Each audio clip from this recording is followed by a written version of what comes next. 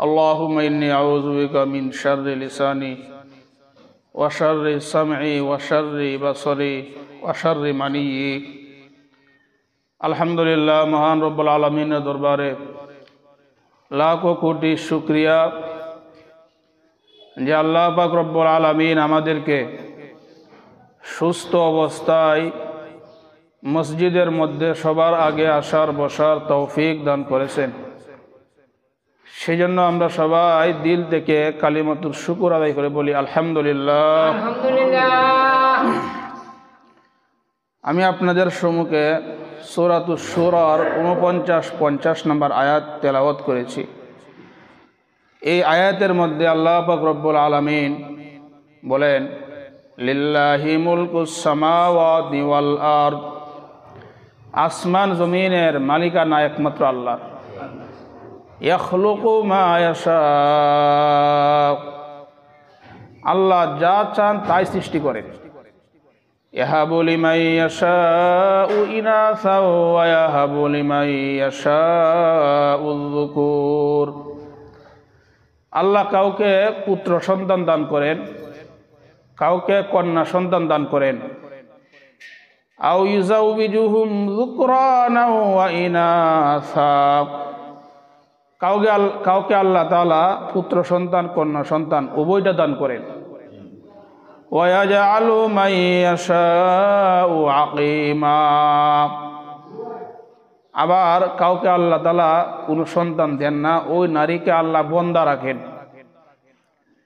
তাহলে সন্তান দেওয়ার মালিক আল্লাহ, ছেলে সন্তান দেওয়ার মালিক আল্লাহ, মেয়ে সন্তান দেওয়ার আমার মালিক আল্লাহ, ছেলে মেয়ে উভয়টা দেওয়ার মালিক আল্লাহ, আবার দিবে না এটার মালিকও আল্লাহ। তো সন্তান দেওয়ার মালিক আল্লাহ।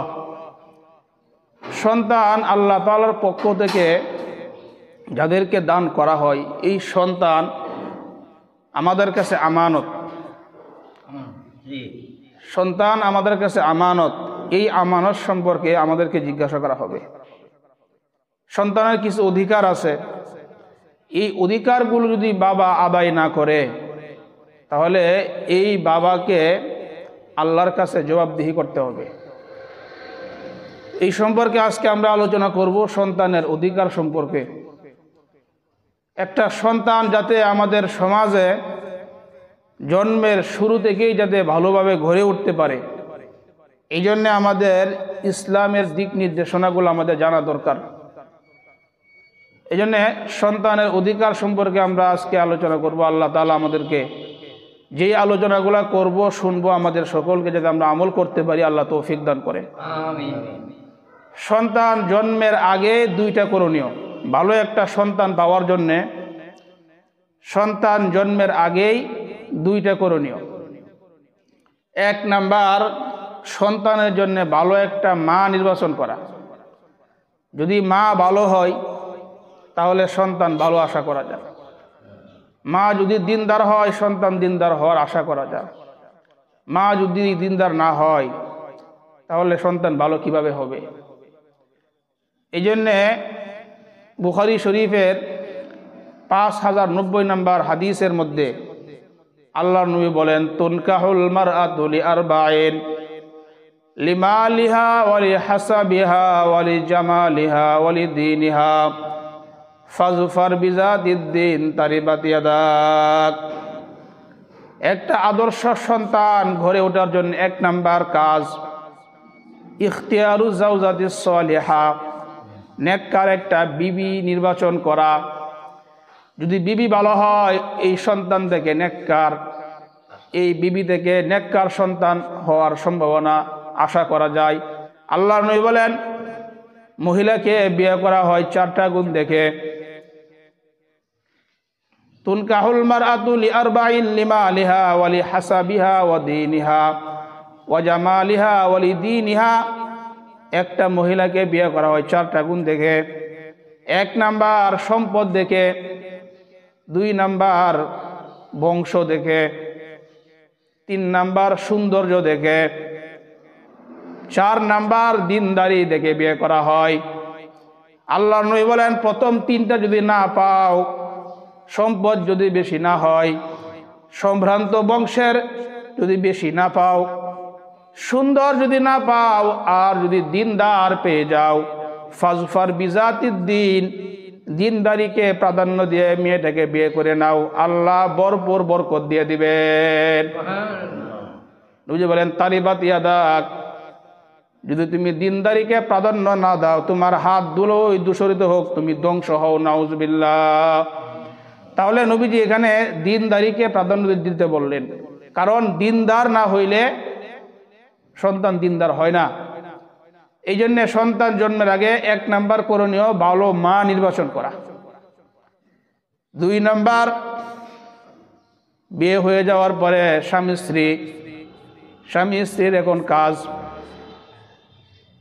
হাদিসের মধ্যে আসছে, বুখারী শরীফের 141 নম্বর হাদিস, এটা আল্লাহ নবী বলেন, লাউ আন্না আহাদাকুম ইজা আতা আহলাহু ক্বালা বিসমিল্লাহি আল্লাহুম্মা জান্নিবনা শাইতানা ওয়া জান্নিবিশ শাইতানা মা রাযাকতানা ফাকুদিয়া বাইনাহুমা ওয়ালাদুন লাম ইয়াদুররুহু।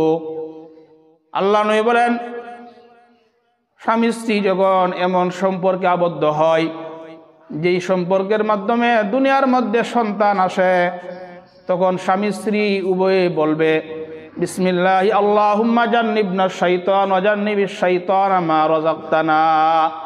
এই দোয়াটা যদি পড়ে, ফাকুদিয়া বাইনাহুমা ওয়ালাদুন লাম ইয়াদুররুহু, যদি আল্লাহ তাদেরকে সন্তান দান করেন, এই দোয়া পড়ার কারণে শয়তান এই সন্তানের কোনো ক্ষতি করতে পারবে না। তাহলে 2 নাম্বার কাজ হলো এই দোয়াটা পড়া। 1 নাম্বার ভালো মা নির্বাচন করা, 2 নাম্বার এই দোয়াটা পড়া। এখন আসেন, সন্তান জন্ম হয়ে গেছে, সন্তান জন্মের পরে আজকে আমরা সন্তানের 12টা অধিকার জানব। সন্তান জন্মের পরে 1 নাম্বার কাজ, সন্তানের কানের মধ্যে আজান দেওয়া। আবু দাউদ শরীফের বর্ণনা, 5105 নম্বর হাদিসের বর্ণনা।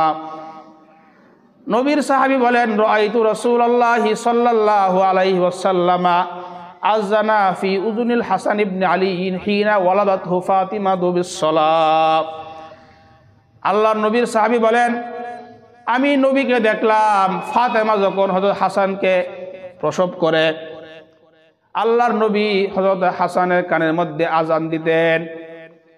নামাজে যেমন মুয়াজ্জিন আজান দেয়, এই রকম আল্লাহর নবী হযরত হাসানের কানের মধ্যে এরকম আজান দিছেন। এই জন্য সন্তান জন্মের পরে 1 নাম্বার কাজ হলো আজান দেওয়া। আমাদের সমাজের মধ্যে সন্তান জন্মের পরে মুয়াজ্জিন ইমাম সাহেবের অপেক্ষা করে, আর আজান দেওয়া হয় না। তো এখানে একটা বোঝার বিষয়, সন্তান জন্মের পরে পুরুষ যদি ঘরে না থাকে, বাবা যদি ঘরে না থাকে, তাহলে মহিলা যারা আছেন, মহিলারাই বাচ্চার কানের মধ্যে আজানের শব্দগুলো জানায় দিবে। মহিলারা বললেই হবে, মহিলারাই আস্তে আস্তে বাচ্চার কানে আজানের শব্দগুলা বললেই আদায় হয়ে যাবে। তো পুরুষও অপেক্ষা করা, ইমাম মুয়াজ্জিনও অপেক্ষা করা দরকার নেই। এটা আমরা আমাদের মা বোন যারা আছে তাদেরকে শিখাই দিব যে আজানের শব্দগুলা মহিলারা বললেই হবে। দেখেন, আজানের শব্দগুলা আপনি বাচ্চার কানে দিয়ে দিলেন, আল্লাহু আকবার, আল্লাহু আকবার, শুরুতেও আল্লাহ, শেষেও দেখেন আল্লাহ, লা ইলাহা ইল্লাল্লাহ, শুরুতেও আল্লাহ, শেষেও দেখেন আল্লাহ। আজানের বাক্যগুলা যদি আমরা গণনা করি, আল্লাহু আকবার, আল্লাহু আকবার, এই যে একটা ছন্দ, আল্লাহু আকবার, আল্লাহু আকবার 2 নাম্বার, আশহাদু আল্লা ইলাহা ইল্লাল্লাহ 3 নাম্বার, আশহাদু আল্লা ইলাহা ইল্লাল্লাহ 4 নাম্বার, আশহাদু আন্না মুহাম্মাদার রাসূলুল্লাহ 5, আশহাদু আন্না মুহাম্মাদার রাসূলুল্লাহ 6, হাইয়া আলাস সালাহ 7, হাইয়া আলাস সালাহ 8, হাইয়া আলাল ফালাহ 9, হাইয়া আলাল ফালাহ 10, আল্লাহু আকবার, আল্লাহু আকবার 11, লা ইলাহা ইল্লাল্লাহ 12। আজানের বাক্য হইল 12টি, আর লা ইলাহা ইল্লাল্লাহর অক্ষর সংখ্যা গণলেও পাবেন 12টি। বাচ্চার কানের মধ্যে আপনি আজানের শব্দগুলো দিয়ে দিলেন, মানে বুঝাইলেন 12 মাস তুমি শুরুতেও আল্লাহ, শেষেও আল্লাহর শব্দ তোমার কানে দিয়ে দিলাম। 12 মাস শুরুতেও আল্লাহ, শেষেও আল্লাহ বিশিষ্ট শব্দ তোমার কানে পৌঁছাই দিলাম। লা ইলাহা ইল্লাল্লাহর অক্ষর সংখ্যা 12টি, আজানের বাক্য সংখ্যা 12টি। শুধু তাই না, আজানের বাক্যগুলার অক্ষর সংখ্যা আপনি গণনা করলে পাবেন এখানে অক্ষর আছে 112টি। 112 নম্বর সূরাটার নাম সূরাতুল ইখলাস। বাচ্চার কানের মধ্যে আজানের শব্দ দিয়ে দিলেন, মানে আপনি জানাই দিলেন দুনিয়াতে যতদিন তুমি থাকবা আল্লাহর তাওহীদের উপর থাকবা, ইখলাসের উপর তুমি থাকবা, এই আহ্বান করা হইল। তাহলে কত গুরুত্বপূর্ণ আজান দেওয়া। তাহলে আমরা পুরুষের অপেক্ষা না করিয়া মহিলা যারা আছি তারাই 1 নাম্বার বাচ্চার কানে আজানের শব্দগুলো আমরা শিখাই দিব, আজকে থেকে বলে দিব। এখন সন্তান জন্ম হওয়ার পর আজান দিয়েছেন, আজান দেওয়ার পরে সন্তানের 2 নাম্বার কাজ। তো এখানে আর একটা কথা বলে রাখি, সন্তান জন্মের পরে আমাদের সমাজে যে একটা মহামারী রূপ ধারণ করছে সেটা হলো সন্তান জন্ম হওয়ার সাথে সাথেই ফেসবুকে ছবি আপলোড করে। সন্তানটা জন্ম হয়েছে, হওয়ার সাথে সাথেই প্রতিদিন ফেসবুকে ঢুকলে পাওয়া যায় আমি বাবা হয়ে গেলাম, আমি চাচা হয়ে গেলাম, আমি এই হয়ে গেলাম, সেই হয়ে গেলাম। তো সুন্নতের কোনো খবর নাই, সন্তান জন্ম হওয়ার সাথে সাথেই ফেসবুকে আমরা আপলোড করা শুরু করি। এগুলো আসলে ঠিক না। ছবি তোলা, বাচ্চা ছবি তোলা ইসলামে প্রয়োজনে বৈধ করছে। এখন এটাকে আমরা এমন বানায় ফেলছি যে সন্তান জন্মের পরেই মনে হয় ফেসবুকে ছবি তোলা সুন্নত হয়ে গেছে। এই অবস্থা হয়ে গেছে, বর্তমান পরিস্থিতি এরকম হয়ে গেছে। সন্তানটা জন্ম হওয়ার পরেই মাত্র শুরুতে আসলো দুনিয়াতে, তখনই যদি আপনি একটা হারাম কাজ করলেন তাহলে এই সন্তানের আপনি অধিকার নষ্ট করলেন। আল্লাহ আমাদের সকলকে, আমরা যারা আগে বুঝি নাই, আমাদেরকে এই রূপ থেকে হেফাজত করেন। দেখেন এই ফেসবুকে আপনি বললেন আমি বাবা হয়ে গেলাম, আমি চাচা হয়ে গেলাম, এতে কি লাভ হইল? এটা কি হইল? এটা আরে আল্লাহর শুকরিয়া, আপনার আল্লাহর শুকরিয়া আদায় করিয়া আল্লাহর হুকুম মতো আপনি আজান দিলেন। তারপরে আরো যে সামনে আলোচনা করব, আকিকা করা, তাহনিক করা, এই কাজগুলা করে সন্তানের ভালো হবে, না করে প্রথমেই ফেসবুকে ছবি। আল্লাহ তাআলা আমাদের সকলকে এই জাতীয় রূপ থেকে হেফাজত করেন। তাহলে সন্তান জন্মের পরে 1 নাম্বার কাজ আজান দেওয়া। আর এই ফেসবুকে ছবি টবি এগুলো আমরা আপলোড করবো না। আল্লাহ আমাদেরকে এর থেকে বাঁচার তৌফিক দান করেন। সন্তান জন্মের পরে 2 নাম্বার কাজ তাহনিক করা। তাহনিক করা, তাহনিক কাকে বলে? কোন আল্লাহওয়ালা বুজুর্গ খেজুর চাবাইবেন, খেজুর চাবানোর পরে এই খেজুর চাবানোর সামান্য একটু তুতু বাচ্চার মুখে দিয়ে দেওয়া, পরে সামান্য একটু খেজুর বাচ্চার তালুতে লাগাই দেওয়া, এটাকে বলা হয় তাহনিক বলা হয়। বুখারী শরীফের 3909 নাম্বার হাদিস, আবু বকর রাদিয়াল্লাহু আনহুর মেয়ে আসমা রাদিয়াল্লাহু তাআলা আনহা, এই আসমা রাদিয়াল্লাহু আনহার স্বামীর নাম জুবায়ের। এই আসমা রাদিয়াল্লাহু আনহা হাদিস উনি বলেন, হামালাত আব্দুল্লাহ ইবনে জুবায়ের, আমি যখন হিজরত করে মদিনায় রওনা হইলাম তখন আমি আব্দুল্লাহ ইবনে জুবায়ের আমার গর্বে। আব্দুল্লাহ, ওনার সন্তানের নাম আব্দুল্লাহ, উনি তখন গর্বে ছিলেন। তো মুসলমানরা যখন হিজরত করে মদিনায় গেলেন, মদিনায় যাওয়ার পরে মুসলমানদের দীর্ঘদিন সন্তান হয় না, উল্টা আরো শুধু রোগ হয়, জ্বর দেখা দেয়, বালা মুসিবত দেখা দেয়, সন্তান হয় না। কাফের বেঈমানরা বলতে লাগলো মুসলমানরা ও শুভ জাতি, এই জন্য এদের সন্তান হয় না, বলেন নাউজুবিল্লাহ।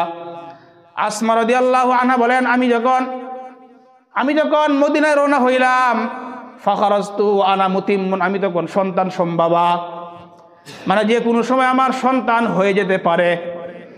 এই অবস্থায় আতাইতুল মাদিনা, আমি যখন মদিনায় পৌঁছলাম, ফানাজালতু বিকুবাইন ফাদাতু বিকুবা, আমি কুবা নামক স্থানে আমি অবস্থান করলাম। এখানে আমি আমার সন্তান আব্দুল্লাহকে আমি প্রসব করলাম। তো কুবায় আমার সন্তান প্রসব করার পরে ফাতাইতু বিহিন নবী সাল্লাল্লাহু আলাইহি ওয়াসাল্লাম ফাওয়াদাতু ফি হাজরিহি, আমার সন্তান আব্দুল্লাহকে নিয়ে আমি নবীজির কাছে গেলাম। যাওয়ার পরে আল্লাহর নবীর কুলে আমার সন্তানটাকে আমি রাখলাম, আমার সন্তানকে আমি আল্লাহর নবীর কুলে দিলাম। দেওয়ার পরে আল্লাহর নবী ফাদা বিতামারা, আল্লাহর নবী খেজুর ডাকে আনলেন, খেজুর নিয়ে আসো। ফামাদাহা, আল্লাহর নবী খেজুর চাবাইলেন। খেজুর চাবানোর পরে সুম্মা তাফালা ফিহি, আল্লাহর নবী খেজুরের তুতু আব্দুল্লাহ ইবনে জুবাইরের মুখের মধ্যে লাগাই দিলেন। হাদিসের মধ্যে আসে ফাকানা আউওয়ালা শাইইন দাখালা জাওফাহু রিকু রাসূলিল্লাহ সাল্লাল্লাহু আলাইহি ওয়াসাল্লাম। আব্দুল্লাহ ইবনে জুবাইরের পেটে সর্বপ্রথম দুনিয়ার কোনো খাবার যায় নাই, সর্বপ্রথম আল্লাহর নবীর তুতু মুবারক প্রবেশ করেছিল। এই আব্দুল্লাহ ইবনে জুবাইরকে নবীজি তাহনিক করলেন, খেজুর চাবায়া সামান্য একটু তুতু দিয়ে দিলেন, তারপরে সামান্য পরিমাণ খেজুর থালুতে লাগাই দেওয়া, একবারে অল্প, বাচ্চা মানুষ যে পরিমাণ নিতে পারবে লাগাই দেওয়া, এটা হলো 2 নাম্বার সন্তানের অধিকার। তো আব্দুল্লাহ ইবনে জুবাইর জন্ম নেওয়ার পরে ওই যে বেঈমানরা বলছিল মুসলমানরা অশুভ জাতি, তাদের সন্তান হয় না, এই জন্য আব্দুল্লাহ ইবনে জুবাইর জন্মের পর সাহাবায়ে কেরাম তাকে কুলে নিয়ে তাকবীর দিতে শুরু করে দিলেন। কারণ আব্দুল্লাহ ইবনে জুবাইর এই সর্বপ্রথম হিজরতের পরে সর্বপ্রথম যে সন্তান জন্মগ্রহণ করেছিল তিনি হল আব্দুল্লাহ ইবনে জুবাইর। মুসলমানদের সর্বপ্রথম সন্তান আব্দুল্লাহ ইবনে জুবাইর, এই জন্যে যাকে হাজ্জাজ ইবনে ইউসুফ পরবর্তীতে হত্যা করেছিল। তাহলে সন্তান জন্মের পরে 2 নাম্বার করণীয় তাহনিক করা। তাহনিক কাকে বলে? খেজুর, যদি খেজুর না হয় তাহলে মিষ্টি, তবে মিষ্টির চেয়ে খেজুরই ভালো। তাহলে এই কাজগুলো আমরা করবো, আল্লাহ আমাদেরকে তৌফিক দান করেন। সন্তান জন্মের পরে সন্তানের 3 নাম্বার অধিকার সন্তানের জন্য দোয়া করা। আবু দাউদ শরীফের বর্ণনা 5106 নাম্বার হাদিস। এই হাদিসের মধ্যে আসছে ইউতাসিবিয়ানু আন্নান নবী সাল্লাল্লাহু আলাইহি ওয়াসাল্লাম ইউতা বিসিবিয়ান। আল্লাহর নবীর কাছে যখন কোনো নবজাতক শিশুকে আনা হইতো, ফায়াদউ লাহুম বিল বারাকা, আল্লাহর নবী ওই সন্তানের জন্য বরকতের দোয়া করতেন।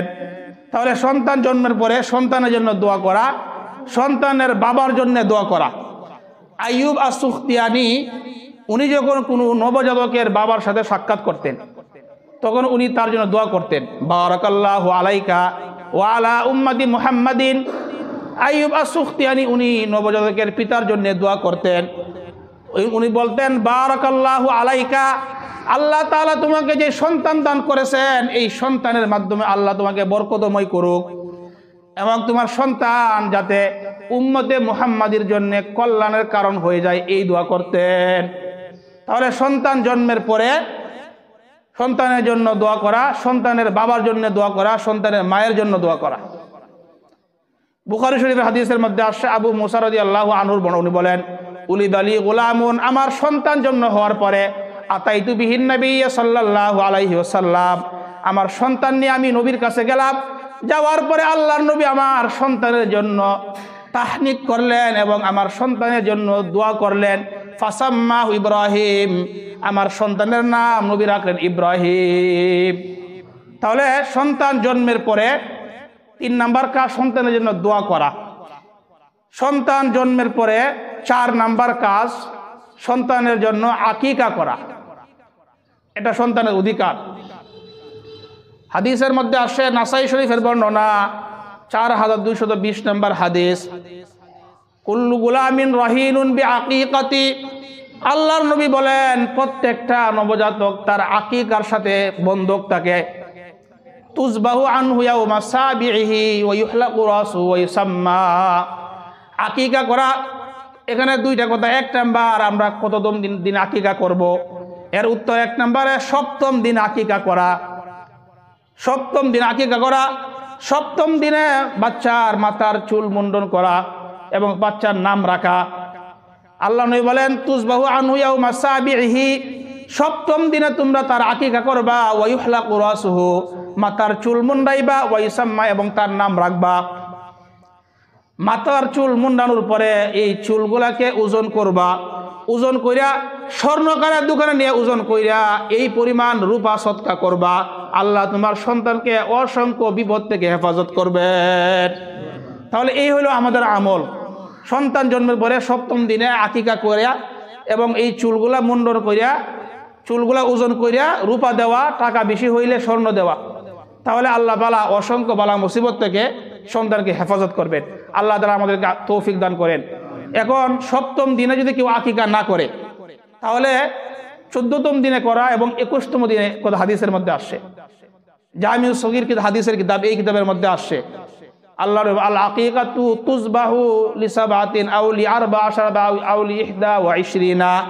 আল্লাহ নবী বলেন আকিকা করবা সপ্তম দিন, যদি না হয় তাহলে 14তম দিন, যদি না হয় তাহলে 21তম দিন, যদি তাও না পারেন তাহলে এখনো যদি কারো আকিকা না করে হয় আকিকা করে নেওয়া। তো আকিকা করা, এখন আসেন আকিকা কয়টা পশু দিয়ে করব আমরা? ছেলে হইলে 2টা, মেয়ে হইলে 1টা। যদি বাবার আর্থিক অবস্থা দুর্বল হয় তাহলে ছেলে সন্তানের জন্য 1টা দিলে আদায় হয়ে যাবে। তিরমিজি শরীফের বর্ণনা 1513 নম্বর হাদিসের মধ্যে আসছে, ইউসুফ ইবনে মাহাক উনি হাফসা রাদিয়াল্লাহু আনহাকে জিজ্ঞাসা করলেন আকিকা সম্পর্কে। হাফসা রাদিয়াল্লাহু আনহা আম্মাদার আয়েশাকে জিজ্ঞাসা করলেন। আম্মাদার আয়েশা বলেন নবীজি আমাদেরকে বলছে আমার রাহুম আনিল গুলাম শাতান ওয়া ফিল জারিয়াতি শাতুন। আল্লাহ নবী আদেশ করছেন ছেলে সন্তানের জন্য সমবয়স্ক 2টা ছাগল আর মেয়ে সন্তানের জন্য 1টা ছাগল আকিকা করা। তাহলে ছেলের জন্য 2টা, মেয়ের জন্য 1টা। তো আকিকার জন্য ছেলে সন্তানের জন্য যদি আর্থিক অবস্থা দুর্বল হয় তাহলে 1টা দিলে আদায় হবে। তিরমিজি শরীফের 1514 নম্বর হাদিসের মধ্যে আসে আন্নান নবী সাল্লাল্লাহু আলাইহি ওয়াসাল্লাম আক্কা বিহাসানিন বিশাতিন। আল্লাহ নবী হযরত হাসানের আকিকা 1টা ছাগল দ্বারা আদায় করছেন। তাহলে 1টা দ্বারা আদায় করা আর্থিক অবস্থা দুর্বল হয়ে গেলে। এখন আসেন আকিকা করার ক্ষেত্রে আমাদের সমাজে আরেকটা ভুল ধারণা, যে আমরা সবাই শুধু বলি খাসি দিয়ে আকিকা করতে হবে, ছাগল দিয়ে করলে হয় না। এই একটা ধারণা। এখানে কি খাসি দিয়ে করতে হবে নাকি ছাগল দিয়ে করলে হবে? তো এই ক্ষেত্রে হাদিসের মধ্যে আসছে ছাগল ছেলে মেয়ে পুরুষ নারী, মানে ছাগল ছাগি খাসি আর আমরা যেটাকে বলি বকরি, যেটা দিয়ে আদায় করবেন আদায় হয়ে যাবে। ওয়ালা ইয়াদুররুকুম যুকরানান কুন্না আম ইনাসা। আল্লাহ নবী বলেন ছাগল ছাগি হোক বা ছাগল হোক, খাসি হোক বা বকরি হোক, একটা হইলেই হইল। তাহলে আমরা জানলাম ছাগল হইলেই হইল, খাসি দিয়েও হবে, বকরি দিয়েও হবে। তাহলে এখন আসলে আমরা আকিকা সম্পর্কে জানলাম। তাহলে সন্তান জন্মের পরে 1 নাম্বার কাজ আজান দেওয়া, 2 নাম্বার তাহনিক করা, 3 নাম্বার দোয়া করা, 4 নাম্বার আকিকা করা, 5 নাম্বার সন্তানের অধিকার, সন্তানের একটা সুন্দর ইসলামিক নাম রাখা। সন্তান জন্মের পরে সন্তানের অনিসলামিক নাম, আধুনিক নাম, অনেক আধুনিক শিক্ষিত ভাই বোনরা আমরা আছি, সন্তানের একটা আধুনিক নাম খুঁজে। এখন আধুনিক নাম খুঁজতে গেলে এই দুনিয়ার বাহির থেকে আনতে হবে খুঁজে, আনকমন নাম খুঁজে, আনকমন নাম। তো সন্তানের একটা ইসলামিক নাম না রাইখা আনকমন নাম খুঁজতে যায় এমন নাম রাখে যে নামের কোনো অর্থ নাই, সত্য নাই, কোনো কিচ্ছু নাই। যদি কোনো সন্তান, কোনো বাবা কোনো সন্তানের নাম অনিসলামিক রাখে, কোনো সন্তানের নাম নায়ক নায়িকা গায়ক গায়িকাদের নামে মেলাইয়া রাখে, এই বাবা মা সন্তানের অধিকার ক্ষুণ্ণ করার কারণে আল্লাহর কাছে জবাবদিহি করতে হবে। হাদিসের মধ্যে আসছে শুআবুল ঈমান 11 নম্বর খণ্ড 133 নম্বর পৃষ্ঠার মধ্যে এক সাহাবী বলে ইয়া রাসূলুল্লাহ ক্বাদ আলিমনা হাক্কুল ওয়ালিদি ফামা হাক্কুল ওয়ালাদি ইয়া রাসূলুল্লাহ। ইয়া রাসূলুল্লাহ আমরা পিতার অধিকার সম্পর্কে জানলাম, সন্তানের অধিকার কি একটু আমাদেরকে জানাইয়া দেন। হুজুর পিতার অধিকার সম্পর্কে তো আমরা জানলাম, সন্তানের অধিকার কি একটু আমাদেরকে জানাইয়া দেন। আল্লাহ নবী বলেন সন্তান জন্ম নেওয়ার পরে তার সুন্দর একটা নাম রাখা, ফাল ইহসিন ইসমাহু, তার সুন্দর একটা নাম রাখা, এটা সন্তানের অধিকার। সন্তানের অধিকার সুন্দর নাম রাখা, ইসলামিক নাম রাখা। এই জন্যে কোনো বাবা যদি সন্তানের এই অধিকার ক্ষুণ্ণ করে আল্লাহর কাছে তার জবাবদিহি করতে হবে। আল্লাহ আমাদের সকলকে হেফাজত করেন।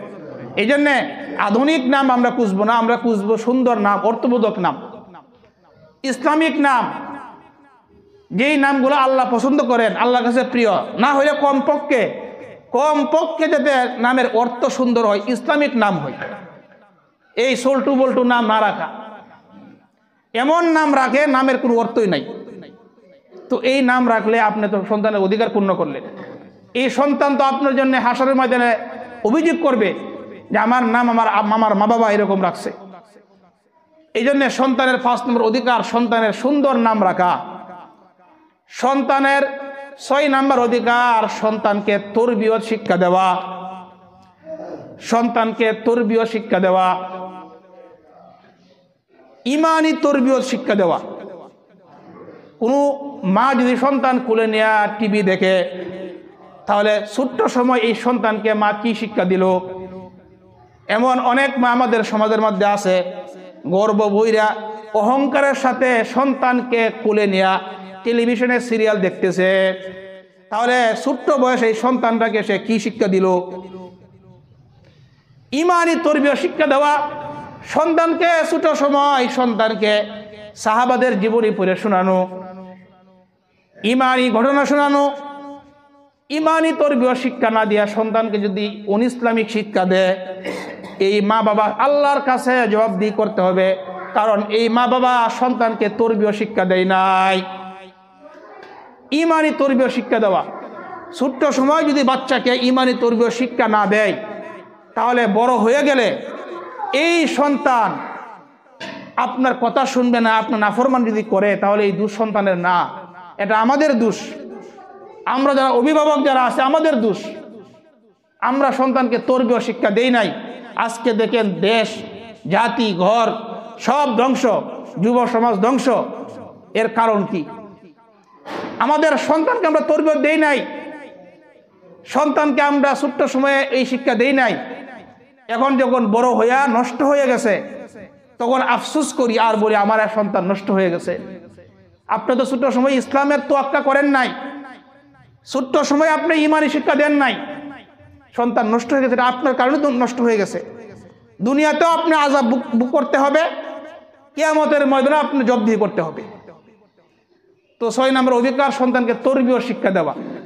তরবিয়তের মধ্যে সবচাইতে গুরুত্বপূর্ণ তরবিয়ত হইল সন্তানকে নামাজের তরবিয়ত করা, নামাজ শিক্ষা দেওয়া। আবু দাউদ শরীফের বর্ণনা 495 নম্বর হাদিসের মধ্যে নবীজি বলেন, ক্বালা রাসূলুল্লাহ সাল্লাল্লাহু আলাইহি ওয়াসাল্লাম, আল্লাহ নবী বলেন, মুরু আওলাদাকুম বিস-সালাহ ওয়া হুম আবনাউ 7 সিনিন ওয়াদরিবুহুম আলাইহা ওয়া হুম আবনাউ 10 সিনিন। আল্লাহর নবী বলেন, তোমরা সন্তানদেরকে নামাজের আদেশ করবা যখন তাদের বয়স 7। বলেন সন্তানকে নামাজের আদেশ করব যখন তাদের বয়স কত? 7। আর যখন তাদের বয়স 10 বৎসর হয়, যদি নামাজ না পড়ে, ওয়াদরিবুহুম আলাইহা, প্রয়োজনে তাদেরকে হালকা শাসন করে হলে নামাজের আদেশ করো। 10 বছর বয়সে প্রয়োজন হইলে তাদেরকে নামাজের জন্য প্রহার করো, তবুও কি করে তাদেরকে এই নামাজের শিক্ষা দাও। এই জন্য দেখেন, ছোট্ট বয়সে যদি বাচ্চা নামাজি না হয়, তরবিয়ত না শিখে, বড় হয়ে গেলে তখন সে আর আমাদের কথা শুনে না, গার্জেনের কথা সে শুনে না। তাকে বিভিন্ন পরিবেশ আর বর্তমান যে পরিস্থিতি, আমাদের ঈমান আমল ধ্বংস করার জন্যে চতুর্দিকে যেভাবে বহুমুখী ষড়যন্ত্র চলতেছে, এই চক্রান্তের মধ্যে ঈমানের উপর থাকা তো বহুত কঠিন বিষয়। এই জন্যে যাদের সন্তান এখনো ছোট আছে, এদেরকে যদি আমরা এভাবে ঘুরতে পারি, তাহলে দেখবেন আমাদের সন্তান ইনশাআল্লাহ স্বর্ণ হবে, স্বর্ণ। এই সন্তান আমাদের দুনিয়াতেও কল্যাণের কারণ হবে, আখিরাতেও এই সন্তান আমাদের মুক্তির কারণ হবে।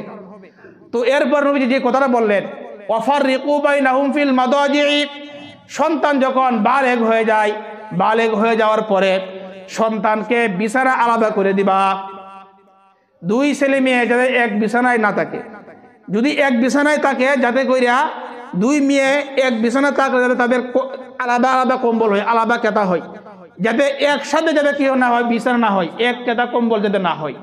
ওয়াফাররিকু বাইনাহুম ফিল মাদাজি, নবীজি উম্মতের জন্য কি পরিমাণ ফিকির করে গেছেন। 2 ছেলে একসাথে হইলেও যাতে তাদের আলাদা আলাদা কম্বল থাকে, আলাদা খাবার থাকে। 2 মেয়ে একসাথে হইলেও যাতে তাদের আলাদা আলাদা জিনিস থাকে, একসাথে না। এটা নবীজি আমাদেরকে শিক্ষা দিয়ে গেলেন। তাহলে 6 নাম্বার পাইলাম সন্তানকে তরবিয়ত শিক্ষা দেওয়া। দেখেন আমাদের নবীজি সাল্লাল্লাহু আলাইহি সাল্লাম আমাদের জন্য কত ফিকির করছেন। আল্লাহ নবী বললেন, তোমরা সন্তানদেরকে তোমরা লেখা শিক্ষা দিবা। আইয়ুআল্লিমাহুল কিতাবাতা, সন্তানকে লেখা শিক্ষা দিবা, বিদ্যা শিক্ষা দিবা। সন্তানকে লেখা শিক্ষা দাও, কারণ আমার উম্মত লেখাপড়া শিখতে হবে। ওয়াসসিবাহা, সন্তানকে সাঁতার শিক্ষা দিবা, কারণ আমার উম্মত যদি যুদ্ধ করতে হয় সাঁতার কাটতে হবে, নদী পথে যাইতে হবে, তখন নদী পার হইতে হবে। ওয়ার রমিয়া, সন্তানকে তীর নিক্ষেপ শিক্ষা দিবা, সন্তানকে তীর নিক্ষেপ শিক্ষা দিবা। তাহলে আমরা পাইলাম 6 নাম্বার সন্তানকে তরবিয়ত শিক্ষা দেওয়া। 7 নাম্বার সন্তানের অধিকার সন্তানকে ধর্মীয় জ্ঞান শিক্ষা দেওয়া, সন্তানকে দ্বীনি জ্ঞান শিক্ষা দেওয়া। বুখারী শরীফের হাদিসের মধ্যে আসছে 5027 নম্বর হাদিস, ক্বালা রাসূলুল্লাহি সাল্লাল্লাহু আলাইহি ওয়াসাল্লাম, আল্লাহর নবী বললেন, খায়রুকুম মান তাআল্লামাল কুরআনা ওয়া আল্লামা। সন্তানকে ধর্মীয় জ্ঞান শিক্ষা দেওয়া, ধর্মীয় জ্ঞানের মধ্যে সবচাইতে উত্তম জ্ঞান হলো কোরআন শিক্ষা করা। আল্লাহ নবী বলেন, খায়রুকুম মান তাআল্লামাল কুরআনা ওয়া আল্লামা, তোমাদের মধ্যে ওই ব্যক্তি সবচাইতে উত্তম যে কোরআন নিজে শিখে অন্যকে শিক্ষা দেয়, যে নিজে কোরআন শিক্ষা করে অন্যকে কোরআন শিক্ষা দেয়, সে তোমাদের মধ্যে সবচাইতে উত্তম। তো ছোট্ট বয়সে যদি বাচ্চাকে কোরআন শিক্ষা দেওয়া না হয়, তখন বয়স্ক হয়ে গেলে, বড় হয়ে গেলে বিপদে পড়তে হয়।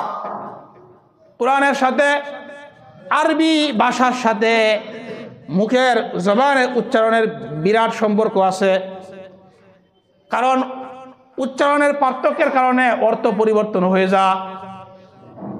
দেখেন, আমরা সবাই নামাজের মধ্যে পড়ি আলহামদুলিল্লাহ, এর অর্থ হইল সমস্ত প্রশংসা আল্লাহর। হা দিয়ে আলহামদুলিল্লাহ অর্থ আল্লাহর প্রশংসা। যদি এখন আপনি হা দিয়ে পর আলহামদুলিল্লাহ পড়েন, তাহলে অর্থ হয় সিরা কেতাবারি সব আল্লাহর, নাউজুবিল্লাহ। তাহলে বলেন বিশুদ্ধভাবে কোরআন শিক্ষা দরকার কিনা? আলহামদু বললে প্রশংসা আল্লাহর, আলহামদু বললে সিরা কেতাবারি সব আল্লাহর, অর্থ কই থেকে কই চলে যা। আমরা সবাই পড়ি কুল হুয়াল্লাহু আহাদ, পড়ি কিনা? কুল হুয়াল্লাহ অর্থ বলুন আল্লাহ এক। কফ দিয়ে কুল হুয়াল্লাহ অর্থ হইল বলুন আল্লাহ এক। এখন যদি কাপ দিয়ে বলেন কুল হুয়াল্লাহ অর্থ হয় কান আল্লাহ এক। কফ দিয়ে কুল বললে বলা, কাপ দিয়ে কুল বললে খাওয়া। এই জন্যে কোরআনের সাথে উচ্চারণের সাথে অর্থের সম্পর্ক আছে। যদি ছোট্ট বয়সে বাচ্চাকে কোরআন শিক্ষা দেওয়া না হয়, বড় হয়ে গেলে সারা জীবন চেষ্টা করলেও উচ্চারণগুলা শুদ্ধ করা যায় না। এই জন্যেই ছোট্ট বয়সে বাচ্চাদের কোরআন শিক্ষা দেওয়া। আপনি পরবর্তীতে আপনি তাকে ডাক্তার বানান, ইঞ্জিনিয়ার বানান, কোনো অসুবিধা নাই, কিন্তু ছোট্ট বয়সে তাকে কোরআন শিক্ষা দেওয়া, এটা হলো কোরআন। 1 নম্বরে কোরআন শিক্ষা দেওয়া, এটা ধর্মীয় শিক্ষার মধ্যে গুরুত্বপূর্ণ শিক্ষা হলো কোরআন শিক্ষা দেওয়া। তিরমিজির বর্ণনা 2091 নম্বর হাদিসের মধ্যে নবীজি বলেন, তাআল্লামুল কুরআন ওয়াল ফারাইজা ওয়া আল্লিমুন নাসা ফাইন্নী মাকবুত। আল্লাহর নবী বলেন, তোমরা কোরআন শিখো, ফরজ বিদ্যা শিখো, মানুষকে শিক্ষা দাও, কেননা আমি নবী একবার থাকবো না। কোরআন শিখো, ফরজ বিদ্যা শিখো। ওযুর ফরজ কয়টা, নামাজের ফরজ কয়টা? আমাদের এখানে অনেক মানুষ আছি, অনেক মাহফিলে যায়, কিন্তু ফরজ বিদ্যা আমাদের নাই। ওযুর ফরজ কয়টা, নামাজের ফরজ কয়টা, গোসলের ফরজ কয়টা? অনেক মুসলমান গোসলের ফরজ জানে না। এই জন্যে বাচ্চাকে ছোট্ট বয়সে কোরআন শিক্ষা দেওয়া, ফরজ বিদ্যাগুলো শিক্ষা দেওয়া, এগুলা সন্তানের অধিকার। যদি কোনো সন্তান এই শিক্ষাগুলা না পায়, যদি কোনো বাবা তাকে ধর্মীয় শিক্ষা না দেয়, ফরজ পরিমাণ বিদ্যা শিক্ষা না দেয়, এই সন্তান কিয়ামতের ময়দানে বাবার বিরুদ্ধে আল্লাহর কাছে অভিযোগ করবে। বাঁচার কোনো উপায় নাই। সন্তান বলবে, আমাকে আমার বাবাই শিক্ষা দেয় নাই, আমার তো আমি ছোট্ট বয়সে ছিলাম, আমাকে যা শিখেছে আমি তাই শিখলাম। এই জন্য যারা আধুনিক শিক্ষার প্রতি আগ্রহ যাদের বেশি, আমরা নিষেধ করি না। দুনিয়াবি শিক্ষা আমাদের দরকার আছে, আমাদের ডাক্তার দরকার আছে, ইঞ্জিনিয়ার দরকার আছে, মাস্টার দরকার আছে, কিন্তু কোরআন শিক্ষার আগে দিতে হবে। দুনিয়ার সব লাইনে শিক্ষা দরকার, কিন্তু বুনিয়াদ প্রথম ভিত্তি হলো কোরআন শিক্ষা দেওয়া। এই জন্য উলামায়ে কেরাম আমরা সবাই একটা স্লোগান সবসময় বলি, সকল শিক্ষা প্রতিষ্ঠানে কোরআন শিক্ষা বাধ্যতামূলক করা হোক। উলামায়ে কেরাম বারবার সবাই একটা কথা কেন বলেন, যে ধর্মীয় শিক্ষা যাতে বাধ্যতামূলক করা হয়। কারণ ছোট্ট বয়সে যদি এই শিক্ষা দেওয়া না হয়, বয়স্ক হয়ে গেলে তখন আর শিক্ষা হয় না। এই জন্য আল্লাহ পাক রব্বুল আলামিন আমাদের সকলকে, আমাদের সন্তানরা যাতে এই কোরআন শিক্ষা, ধর্মীয় ফরজ পরিমাণ শিক্ষাটা যাতে আমরা দিতে পারি, আল্লাহ আমাদেরকে তৌফিক দান করেন। তাহলে সন্তানের 7 নম্বর অধিকার, সন্তানকে কোরআন শিক্ষা দেওয়া। সন্তানের 8 নম্বর অধিকার, সন্তান আছে আপনার 2 জন, 3 জন, 4 জন, 5 জন, একাধিক সন্তান। জীবিত অবস্থায় সন্তানকে যদি আপনি সম্পদ দিতে চান, জীবিত অবস্থায় সন্তানকে যদি সম্পদ বন্টন করেন তাহলে ছেলে মেয়ে সবাই সমান সমান। বাবা মারা যাওয়ার পরে ওয়ারিস পাবে, ছেলে পাবে ডাবল, মেয়ে অর্ধেক। এটা হলো মারা যাওয়ার পরে। জীবিত অবস্থায় যদি সম্পদ বন্টন করেন, আপনার সম্পত্তি বন্টন করেন, তাহলে ছেলেকে যা দিবেন মেয়েকে তাই দেওয়া লাগবে। মুসলিম শরীফের 4077 নম্বর হাদিস, নুমান ইবনে বাশির ওনার পিতা বলেন, ইন্নী কাদ নাহালতুন নুমানা কাজা ওয়া কাজা। নুমান ইবনে বাশিরকে নবীজির কাছে ওনার আব্বা নিয়ে আইসে বলে, ইয়া রাসূলুল্লাহ, ইন্নী কাদ নাহালতুন নুমানা কাজা ওয়া কাজা মিন মালি ফাশহাদ। ইয়া রাসূলুল্লাহ, আমি নুমানকে আমার এই সম্পদ আমি লিখে দিলাম, আপনি সাক্ষী থাকেন। বলে, হুজুর আপনি সাক্ষী থাকেন, আমি নুমানকে আমার এই সম্পদটা আমি তাকে দিয়ে দিলাম। আল্লাহ নবী যে কথাটা বললেন, এই কথার মধ্যে আমাদের সবার জন্য শিক্ষা। আল্লাহ নবী বলে, আকুল্লা বানিকা কদ নাহালতা মিসলামা নাহালতা নুমান, তোমার অন্য সন্তান যারা আছে তাদেরকে এই পরিমাণ তুমি সম্পদ দিছনি, যেই পরিমাণ সম্পদ তাকে দিতে চাও, নুমানকে যেই পরিমাণ সম্পদ দিবা এই পরিমাণ সম্পদ তুমি অন্য সন্তানকে দিছনি। বলে, হুজুর না। আল্লাহ নবী বললেন, ফাশহাদ আলা হাযা গায়রি, তাহলে আমি নবীকে সাক্ষী না রেখে অন্য কাউকে সাক্ষী রাখো। এই জুলুমের সাক্ষী আমি নবী হইতে পারবো না। এটা জুলুম। জীবিত অবস্থায় সন্তান সবাই সমান, ছেলেও সমান মেয়েও সমান, যদি দিতে হয় সকলকে সমান দিতে হবে। তো এই ভুলটা অনেক সময় আমরা করি। জীবিত অবস্থায় আমরা অনেক সময় কী করি, ছেলেকে বেশি দেই, মেয়েকে কম দেই। মেয়েকে যে কি পরিমাণ আমাদের সমাজে ঠকানো হয়, এই জুলুমের কথা আর কি বলবো। মেয়ের ব্যাপারে যে কি জুলুম করি আমি আপনি আমরা সবাই, কি পরিমাণ জুলুম যে আমরা করি মেয়ের উপরে। আল্লাহ আমাদের সকলকে হেফাজত করেন। মেয়ের অধিকার, মেয়ে তো এই বাবার সন্তান। ওয়ারিসের কথা বললে গালিগালাজ করে, ওয়ারিস খাইতে হইছে। ওয়ারিসের কথা বললে কি বলে, গালিগালাজ করে, ওয়ারিস খাইছে, এর সাথে সম্পর্ক নাই। অথচ উচিত ছিল ভাই যারা আছে মারা যাওয়ার পরে ভাইদের উচিত ছিল বোনদের সম্পত্তি বন্ধ করে দেওয়া। এই জায়গার মধ্যে অনেক সময় সমাজের মধ্যে মামলা মুকদ্দমা করে সম্পত্তি আনতে পারে না, হারাম। এই যে বোনের অধিকার আপনি নষ্ট করতেছেন, বোনের সম্পত্তি আপনি ভোগ করতেছেন, এটা আল্লাহকে জবাব দিতে হবে। তাহলে কি বললাম, জীবিত অবস্থায় যদি সম্পদ বন্টন করে সমান সমান, মারা যাওয়ার পরে ছেলে ডাবল পাবে, মেয়ে অর্ধেক পাবে। এটা তো ওয়ারিসের বন্টন অনুযায়ী সে অনুযায়ী হবে। আল্লাহ তাআলা আমাদের সকলকেই আমল করার তৌফিক দান করেন। সন্তানের 9 নম্বর অধিকার, সন্তান বালেগ হয়ে যাওয়ার পরে সন্তানকে বিয়ে করানো। সন্তান বালেগ হয়ে গেছে, এখন সন্তানের বিয়ের বয়স হয়ে গেছে, এখন তাকে বিয়ে করাও। হাদিসের মধ্যে আসছে, আল্লাহ নবী বলেন, মাল উলিদাল্লাহু মাউলুদুন, যার সন্তান হয় এই সন্তান যখন ফাইন বালাগা, সন্তান যখন বালেগ হয়, ফাল্লি যাও বিজহু, সন্তানকে বিয়ে করাও। ওয়াইন বালাগা, আর যদি সন্তান বালেগ হয় লাম যাও বিজহু, তাকে বিয়ে না করা, ফাসাবা ইসমান, এই সন্তান যদি গুনাহ করে, ফাইসমুহু আলা আবিহি, এই সন্তানের গুনাহ তার বাবার উপরে পড়বে। সন্তান বালেগ হয়ে গেলে সন্তানকে বিয়ে করানো এটা বাবার দায়িত্ব। এখন যদি বাবা বিয়ে না করায় আর সন্তান যদি কোনো গুনাহ করে, তাহলে এই গুনার বার আমার উপর আপনার উপর পড়বে। এই জন্য অনেক অভিভাবক এমন আছে, এই কারণে অভিযোগ করে আমার সন্তানরা কামাই করে না, সন্তান কামাই করে না, যে অভিযোগ করে। তো সন্তান যদি বালেগ হয় আর সামর্থ্যবান হয়, তাকে বিয়ে করানো এটা বাবার দায়িত্ব। এই জন্যে যদি সামর্থ্য হয়ে যায়, আর অনেক সময় আমাদের সমাজে একটা রোগ দেখা দিচ্ছে, এটা হলো যে আগে আমি প্রতিষ্ঠিত হয়ে লই, বয়স হোক আরো বেশি, পরে আমি বিয়ে করি আর আমি জিনা করতে থাকি, নাউজুবিল্লাহ মিন জালিক। তো প্রতিষ্ঠিত পিছনে এই ধোঁকায় পড়তে আর প্রতিষ্ঠিত হইতে হইতে জিনা যে কতবার হয়, এই যে একটা মহামারী আমাদের সমাজ চলতেছে। আরে আপনি বিয়ে করেন, আল্লাহ তাআলা আপনাকে বরকত দিবেন। দেখেন, বিয়ে করার পরে বরকত হয় না এমন কেউ আছে, বা বিয়ে করে কেউ বিপদে পড়ছে এমন কেউ আছে। এই জন্য বয়স্ক হয়ে গেলে, বালেগ হয়ে গেলে বিয়ে করায় দেওয়া। এখন আসেন বালেগ হয়ে গেছে কিন্তু সামর্থ্য নাই, তখন কি করবেন? হাদিসের মধ্যে আসছে, যদি সামর্থ্য না থাকে তখন নবীজি একটা ওষুধ দিয়ে গেছেন।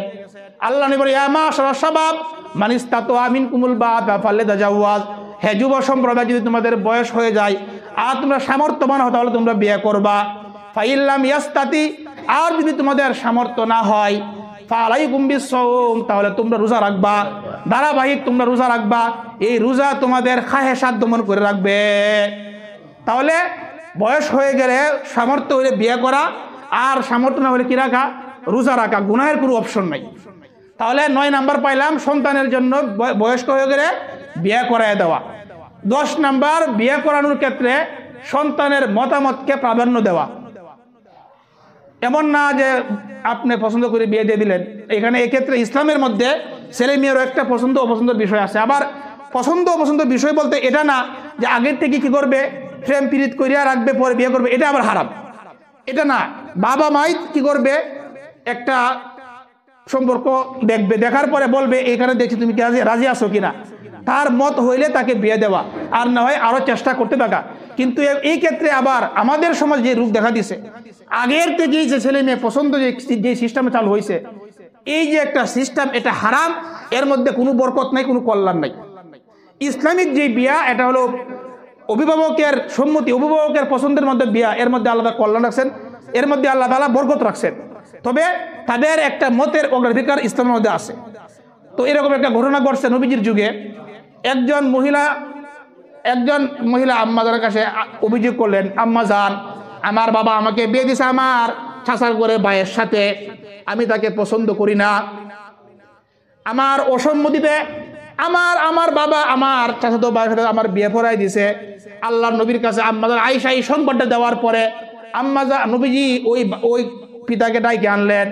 আল্লাহ নবী বললেন, যদি তুমি চাও তাহলে এই বিয়ে থাকবে, আর তুমি বললে এই বিয়ে আমি ভেঙে দিব। ওই মহিলা বলে, ইয়া রাসূলুল্লাহ, আজাজতু মা সানা আবি, হুজুর আমার বাবা যেটা করছে এটা আমি অনুমতি দিলাম, তবে আমি চাই দুনিয়ার মধ্যে যাতে নারীদের যে একটা অধিকার আছে এই অধিকারটা আপনি বাস্তবায়ন করে যান। তো মেয়ের একটা মতামত এটা নিতে হবে, ছেলের একটা মতামত নিতে হবে। এই ক্ষেত্রে ছেলে মেয়ে আগের থেকে সম্পর্ক এটা হারাম, অবৈধ সম্পর্ক এটা হারাম, এটা যেমনি বলে এটা হারাম।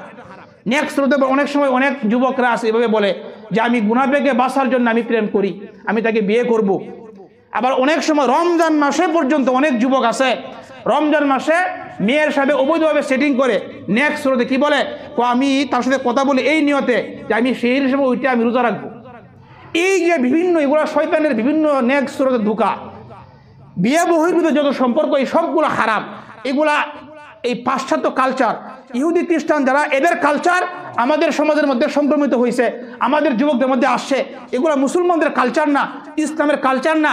ইসলামের কালচার হলো বিয়ে করা। ইসলামের বিয়ের আগে নারী পুরুষের যে সম্পর্ক, এটা ফ্রেন্ড বলেন আর কলিগ বলেন আর যাই বলেন, এটা পরিষ্কার হারাম। শুকরের গুস্তু যেমনি হারাম, এটা এরকমই হারাম। তাহলে 10 নাম্বার, সন্তানের অধিকার, তার মতামত নেওয়া। 11 নাম্বার, ভরণ পোষণ বাবার দায়িত্বে। আবু দাউদ শরীফের বর্ণনা 1692 নম্বর হাদিস বলেন, ক্বালা রাসূলুল্লাহ সাল্লাল্লাহু আলাইহি ওয়াসাল্লাম, আল্লাহ নবী বলেন, কাফা বিল মারই ইসমান আইয়ুদাইয়া মাই ইয়াকুত। আল্লাহ নবী বলেন, কোনো ব্যক্তি গুনাহগার হওয়ার জন্য এটাই যথেষ্ট, যেই সম্পদ তার সন্তান খাবে, যেই সম্পদ তার স্ত্রী খাবে, এই সম্পদ অবৈধভাবে জুয়া খেলার মাধ্যমে নষ্ট করা কোনো ব্যক্তি গুনাহগার হওয়ার জন্য এটাই যথেষ্ট। যেই সম্পদ তার সন্তানের অধিকার, তার বিবির অধিকার, এই সম্পদ যদি কেউ অবৈধভাবে নষ্ট করে, জুয়া খেলার মাধ্যমে নষ্ট করে, এই ব্যক্তি গুনাহগার হওয়ার জন্য এটাই যথেষ্ট, নবীজি বলেন। তাহলে সন্তানের অধিকার, সম্পদ, সন্তানের ভরণ পোষণের ব্যবস্থা করা, বিবির ভরণ পোষণের ব্যবস্থা করা। এই জন্যে জুয়া খেলার মাধ্যমে বা বিভিন্নভাবে যদি সম্পদ নষ্ট করা হয় অবৈধভাবে, তাহলে এর জন্য আল্লাহর কাছে আমাদের জবাবদিহি করতে হবে। তো এই জন্য দেখেন, জুয়া খেলা এটা এমন একটা অবস্থা হয়ে গেছে আমাদের সমাজের মধ্যে। অনলাইন জুয়া নামে একটা জুয়া আছে। এই জুয়ার মাধ্যমে অনেকগুলো পরিবার আমাদের সমাজে নিঃস্ব হয়ে গেছে। কোটি কোটি টাকার মালিক ছিল, নিঃস্ব হয়ে গেছে, রাতারাতি নিঃস্ব হয়ে গেছে। এটা হারাম। আপনি সন্তানের অধিকার নষ্ট করলেন, বিবির অধিকার নষ্ট করলেন, এই জন্য এটা হারাম। এই কাজ আমরা করব না। আমার উপর বিবির অধিকার আছে, আমার কাছে সন্তানের অধিকার আছে, এই সম্পদগুলোকে আমি হারামভাবে নষ্ট করলে আপনি আল্লাহকে জবাবদিহি করতে হবে। এটা হলো 11 নম্বর অধিকার, সন্তানের ভরণ পোষণের ব্যবস্থা করা। 12 নম্বর অধিকার, সন্তানের জন্য দোয়া করা, বদদোয়া না করা। এটা ভালো করে বুঝেন। আবু দাউদ শরীফের 1532 নম্বর হাদিসের মধ্যে আসছে, অনেক সময় সন্তানরা উল্টাপাল্টা করে, অনেক সময় সন্তানে দুষ্টামি করে। তো সন্তানের এই দুষ্টামিটা অনেক সময় সহ্য না করিয়া অনেক সময় মা বাবা বদদুয়া দিয়ে বসে, তোর উপর আল্লাহর গজব পড়ুক। এই যে বদদুয়া, এগুলো না দেওয়া, কারণ আমার আপনার উপর প্রতিদিন একটা মুহূর্তে আল্লাহর বিশেষ রহমত নাজিল হয়। এই সময় যদি আপনি আপনার সন্তানকে বলেন তোর উপর আল্লাহ টানা পড়ুক, তাহলে আপনার এই রহমতটা গজবে রূপান্তরিত হয়ে যাবে। নাউজুবিল্লাহ। ক্বালা রাসূলুল্লাহ সাল্লাল্লাহু আলাইহি ওয়াসাল্লাম, আল্লাহ নবী বলেন, লা তাদউ আলা আমওয়ালিকুম ওয়া লা তাদউ আলা আনফুসিকুম ওয়া লা তাদউ আলা খদামিকুম ওয়া লা তাদউ আলা আওলাদিকুম। তোমরা তোমাদের নিজেদের বিরুদ্ধে বদদুয়া করবা না, তোমাদের সম্পদের বিরুদ্ধে বদদুয়া করবা না, তোমাদের কর্মচারী খাদেমদের বিরুদ্ধে বদদুয়া করবা না, তোমাদের সন্তানদের বিরুদ্ধে বদদুয়া করবা না। এই জন্য সন্তানের নামে দোয়া করা, বদদুয়া না করা, এটা সন্তানের অধিকার। তাহলে এই গেল 12টা অধিকার। এই জন্য আমরা আল্লাহর কাছে আমরা চাইবো, আল্লাহুম্মা ইন্নী আসআলুকাল হুদা ওয়াত তুকা ওয়াল আফাফা ওয়াল গিনা। হে আল্লাহ, আমরা আপনার কাছে আল্লাহ হেদায়েত চাই, তাকওয়া চাই, এ আল্লাহ সুস্থতা চাই, যাতে আমরা সঠিকভাবে সন্তানের অধিকারগুলো আদায় করতে পারি।